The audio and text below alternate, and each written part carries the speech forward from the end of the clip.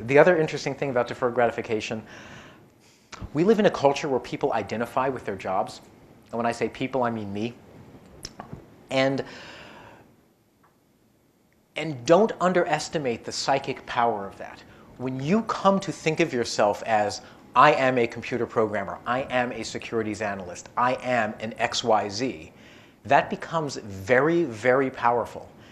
And I have heard many people say things like, but I can't do that because I'm a blank.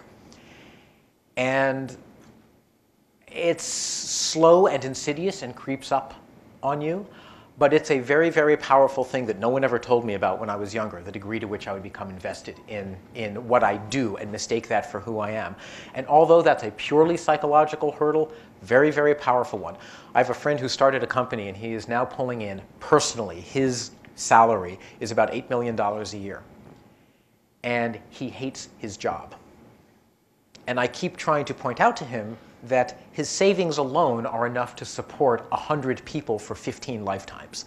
And that's not counting his income from last year or the interest on that income. And by the way, his company is doing very well, so that number is getting bigger every year, the income number, that is. But he, in his mind, he is an entrepreneur who did this thing.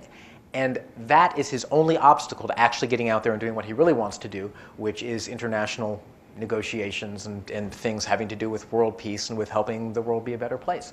And I think it's a shame, because I think he could do a fabulous job doing that. But in order to get to that point, he has to be able to shift his identity, to be able to be an identity that lets him take that step.